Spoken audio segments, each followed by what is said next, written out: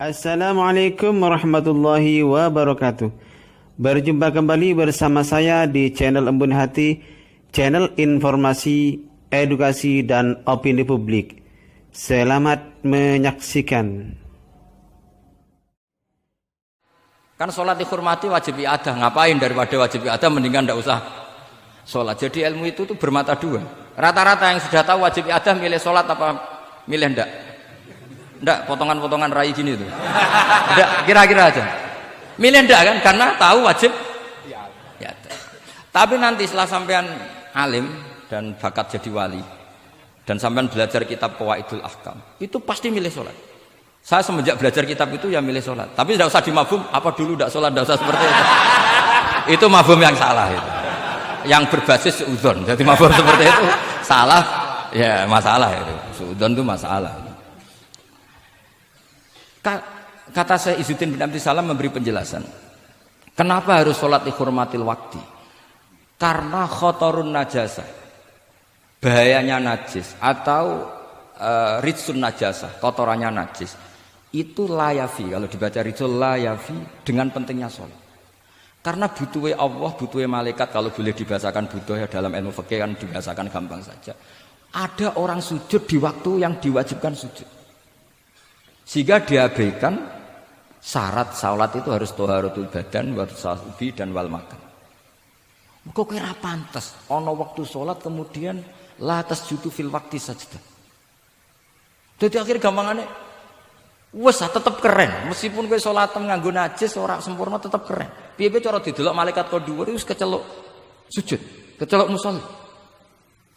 Daripada kowe misale asar gak sholat alasan celanaku najis, maghrib ora sholat. Terus jare malaikat berkhataman Wahab kok kelakuane ngono kan gitu ya.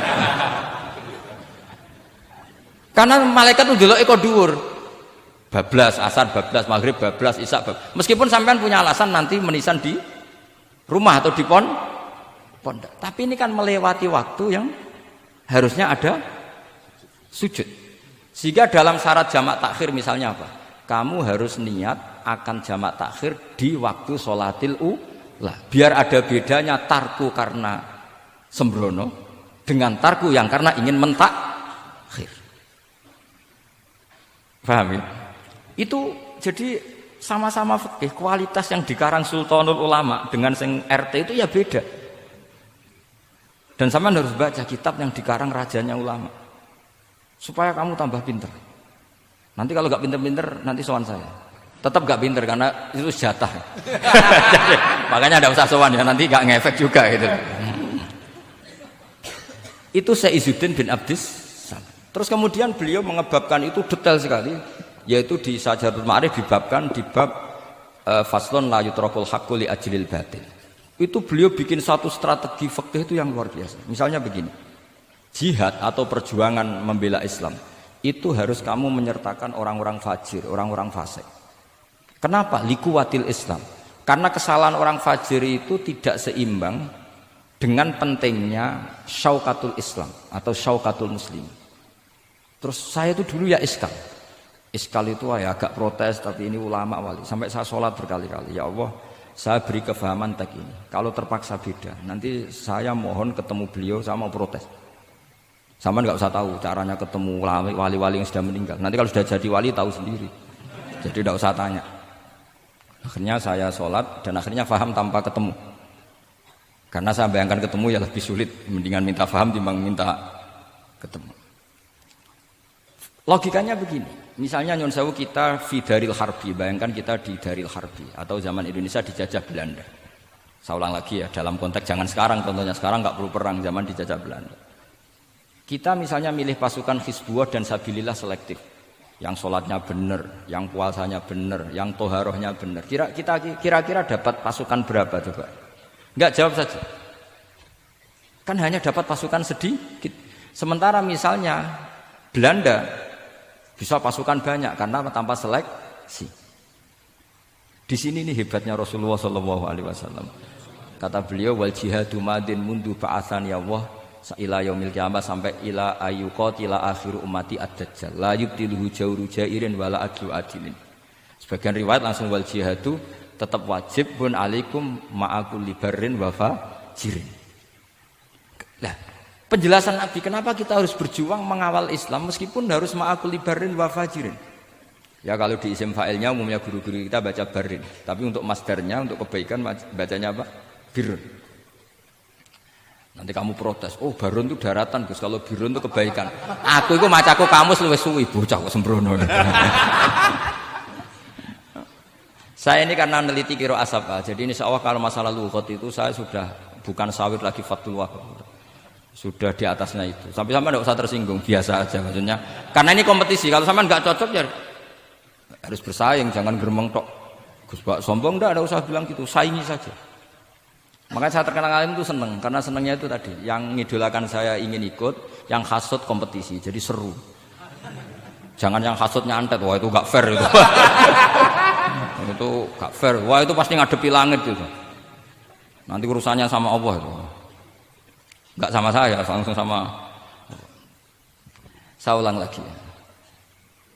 Ilmu itu harus dianalogi dengan fikih, dilogika dengan fikih, dikiaskan dengan fikih. Sekarang misalnya ada orang sok ikhtiyat, wah perang kok ambek wong fasik gak enak gini-gini, wong fasik perilakunya gini-gini. Pertanyaannya adalah, kalau kita nyeleksi hanya orang soleh, kita dapat pasukan berapa? Misalnya zaman kita melawan Belanda. Sama sekarang kita ngawal pembangunan masjid, kadang yang nyumbang gak sholat, kadang yang nyumbang yang sewu hasil korupsi, kadang yang nyumbang orang-orang yang cara muamalah babal kedua. Itu coba kalau kamu tolak, potensinya gini, ini fikih sekaligus PR. Saya berkali-kali nyontohkan ini, sampean boleh tidak setuju, tapi nanti menghadapi saya di akhirat, tidak di dunia, di akhirat. Nanti kita sowan Allah bareng-bareng bener siapa? Loh saya tidak main-main, karena ulama dulu, sampean lihat di Mu'in di Fathul Wahab, kalau sudah ngendikan ulama, wahadha madhabun al-qawwahabi, ini madhab yang saya siap ketemu Allah. Jadi ukuran madhab benar itu bukan diputuskan di sawit Fathul Wahab, tapi madhabun sing al-qawwahabi, madhab yang saya ketemu Allah dengan madhab itu. Misalnya gini, ada orang fasik lewat di depan saya, punya uang 1 juta. Delalah pas itu qadhafa fi qalbihi hubbal ulama. Pas itu delalah beliau senang ulama terus bilang gini, Gus Pak, uang ini tak kasihkan kamu 1 juta. Dia fasik, misalnya terkenal syaribul khomri. Saya ini menurut pertanyaan saya, ini jawab saja. Kamu salah nggak apa-apa. Wajib menerima apa haram menerima apa bebas mubah. Ayo milih di polling. Nggak usah sungkan Gus Kausar. Ini beliau-beliau posisi senior, milih nerima apa menolak, wajib apa sunat, sunat apa wajib. Nah logika harus terbangun begini, kalau kamu terima maka akan dicibir. Malam nih Fathul Wahab tiga duit uang saya kok gelem, bolak-balik nak duit gelem aja. Itu juga masalah kan, kiai latihan jatuh kan, artinya posisinya tidak mantep-mantep amat. Aku udah kadang keramat itu. Sama jangan niru saya, aman udah itu. Bayangkan sampean yang latihan nyai itu. Tapi pertanyaannya kalau sampean tolak, terus ista'ana bihadhihi darahim lil maksiyah. Tak kena kiai ra gelem, tak kena demenanku. Dan hari itu andaikan dia tidak punya uang 1 juta, dia tidak bisa kedemenannya. Gara-gara sampean tolak, dia punya alat untuk maksiat lagi. Kalau seperti ini jadi haram apa wajib?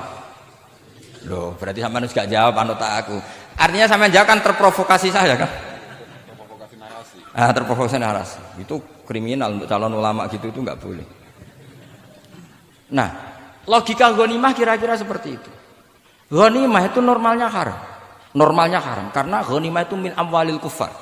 Dan notabene amwalul kufar adalah bukan sekedar mukhtalithah, aksaruha mungkin minal haram. Tapi kenapa ghanimah dihalalkan di hadil ummah? Makanya Nabi ketika ngendikan, "Uqtitu khamsan lam yu'tahunna nabiyyun qabli." Termasuk beliau menyebut wa ukhillat li al-ghanaim, termasuk saya 5 hal yang Nabi sebelumnya enggak dikasih, saya dikasih. Di antara beliau nyebut wa ukhillat li al-ghanaim, ghanimah itu halal untuk umatku. Itu kan kenapa Nabi menyebut itu? Karena normalnya ghanimah itu haram karena min amwalil kufar. Tapi kenapa dihalalkan? Saya pernah ditanya seorang dosen, kenapa itu halal? Saya itu kok nggak nyaman. Karena ini jenis orang ikhtiyat. Terus saya bilang gini, andai kan kamu digarong sama garong, kemudian garong itu bawa senpi, bawa pedang. Karena kamu merasa itu tidak milik kamu, monggo kadane jenengan beto malih. Wah ya tidak bisa Gus, nanti dipakai garong lagi. Sama amwalul kufar. Andai kan lau a'toinahum, andai kan kita kasihkan lagi ke mereka, maka akan dipakai isti'anah dipakai pertolongan atau alat untuk kekuatan kekafiran mereka. Di sini sirinya kenapa ghanimah menjadi halal. Tapi kenapa Nabi sebelumnya kok dikatakan haram? Karena logikanya memang haram. Itu hebatnya Allah Subhanahu wa taala sama para kekasihnya. Ada kekasihnya yang dipilihkan haram yaitu Nabiun qabla Rasulillah sallallahu alaihi wasallam karena normalnya memang haram. Ada nabi yang fikihnya lebih dinaikkan lagi yaitu dihalalkan supaya harta ini tidak dipakai i'anah alal maksiyah. Sampean milih fikih mana coba? Nah, saya berharap pintere Khatam Fathul Wahab itu paling enggak sampai seperti ini. Barimu nantang saya enggak apa-apa. Tapi nanti ketemu di akhirat. Nah itu fikih. Jadi fikih itu. Nah, tapi kan iso wae Gus nampani khadzun nafsi lah itu mulai masalah kan. Makanya yang seperti itu jangan untuk khadzun nafsi. Karena kita butuhnya itu nyita supaya ini enggak dipakai kekuatan maksiat. Jebule mbek kon malah ngopi rokokan. Nah, ini orang kan terus curiga jebule nek ambek duit ya do gelo. Buktikan kalau Anda tidak pakai. Kamu terima sebagai penyitaan, tapi Anda tidak pakai. Wah itu hebat. Tapi kalau kamu terima wajib, kemudian kamu pakai poya-poya, wah itu ya fikihnya benar, kelakuannya ra benar. Nah saya berharap Anda memahami fikih itu sampai seperti saya ini. Syukur-syukur lebih. Meskipun ya agak-agak mukhalaf tapi bisa diperjuangkan itu. Enggak apa-apa. Kamu doa di saat istijabah, ya Allah saya ingin mengalahkan Gus Baksa ridho dengan doa itu. Tapi tak jamin enggak mustajab. Karena sudah berbasis ghil kebencian. Doa yang berbasis hasud pasti tidak mustajab. Jadi makanya saya rela kalau ada kompetitor karena tadi pasti. Jadi fikih itu gampang. Misalnya begini lagi, saya beri sekian contoh. Di sini tadi saya minta Gus Kevin untuk membawakan Babul Hijrah, juz 4 kitab Mahalli. Karena Mahalli itu namanya Kanzur Rohibin sebetulnya, cuma yang ngarang Mahalli lebih terkenal dengan istilah apa? Mahalli. Beliau nyarai kitab Minhajut Thalibin. Imam Mahalli itu senior. Jadi Syekh Zakaria Al-Ansori itu ya beliau sudah menyulap Minhajut Thalibin jadi Manhajut Tulab, tapi beliau ikrar kalau itu awal-awalnya dari Imam siapa? Nah, sekarang pertanyaannya gini, saya misalnya nempat di Korea Selatan atau di Amerika, saya sudah punya tanah di sana, saya ulang lagi punya tanah di sana, punya komunitas di sana juga saya nggak diperlakukan buruk, bisa sholat, bisa puasa. Hukumnya saya pindah ke Indonesia atau ke Mekah atau kemana saja, hukumnya haram apa boleh? Saya tidak mendapat perlakuan yang macam-macam.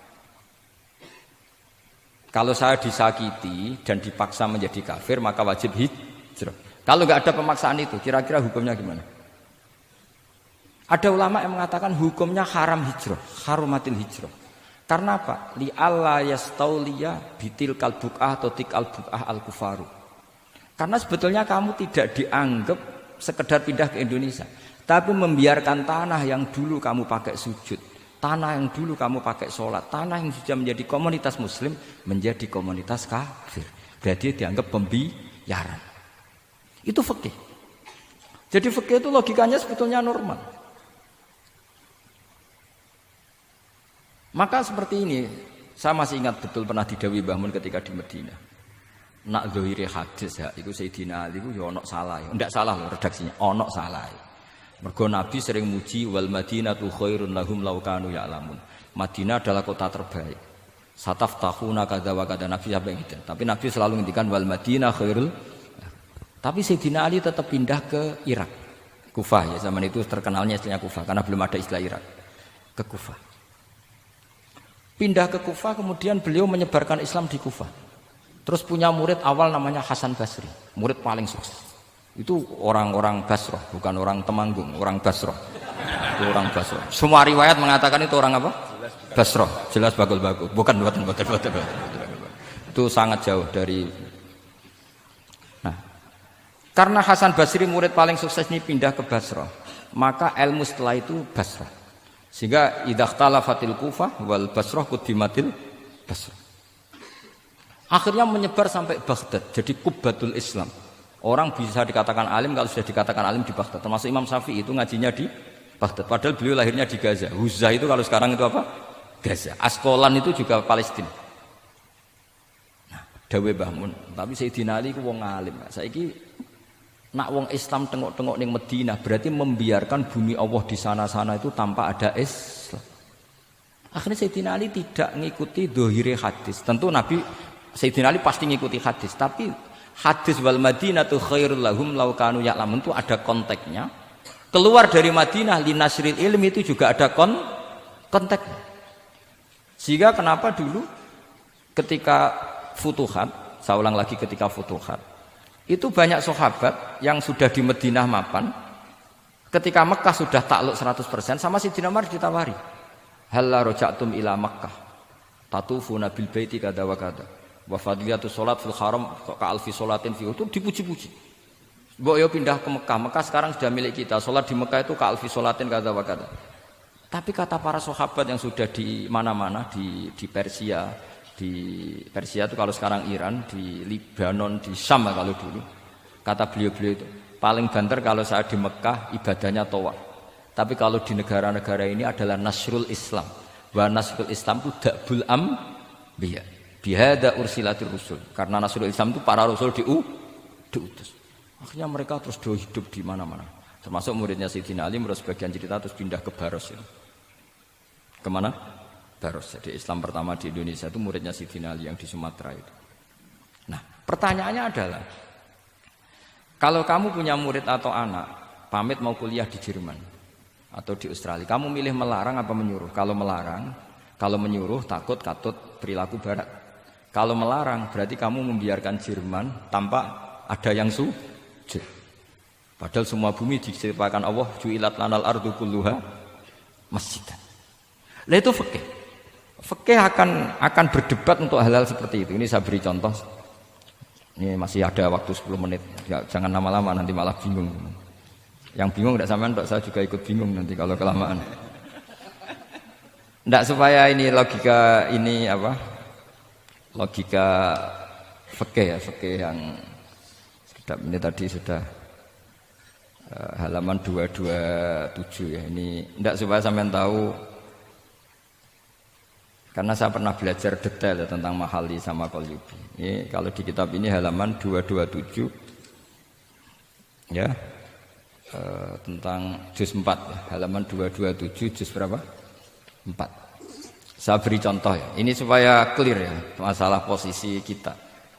Jadi misalnya sama orang Indonesia pindah ke negara lain, terus Indonesia kemudian ditempati orang-orang yang enggak benar. Berarti kamu ikut tanggung jawab. Saya baca, bismillahirrahmanirrahim.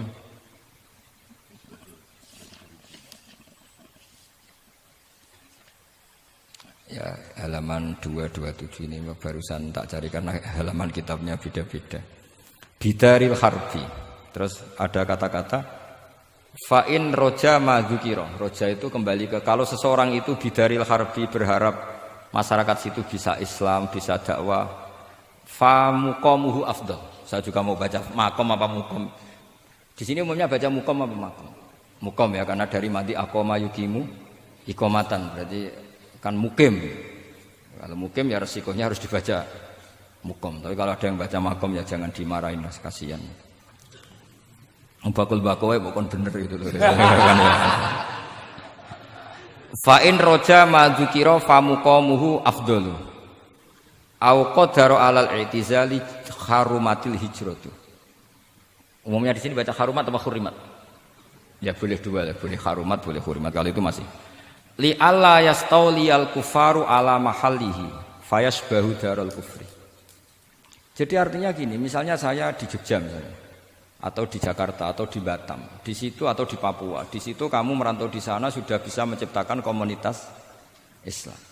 Kemudian kamu pindah, itu bukan dianggap pindah secara mubah karena kangen keluarga, enggak. Tapi ada masalah, setelah kamu pindah ini yang menghuni siapa? Jangan-jangan min dari sujud ila niklab misalnya. Itu fikih, jadi fikih itu sebetulnya normal saja. Tapi karena kita baca tidak detail, terus kayak apa gitu, kayak fikih itu aneh semua. Dasar gak bakat alim. Jadi sebetulnya fikih itu normal. Makanya kembali ke tadi, kalau orang alim tidak mau izharul ilmi fa alaihi laknatullahi wal malaikati wan nasi ajmain. Misalnya saya ini terkenal membawa Islam yang mudah, yang menyenangkan. Orang itu sampai maksiat itu cari kesenangan. Orang sampai maksiat itu karena cari kesenangan. Tapi kalau kesenangan itu tidak didapatkan fit taat, karena taat dikampanyekan secara agak teroris. Terima kasih sudah menonton. Subscribe, like, share, and comment.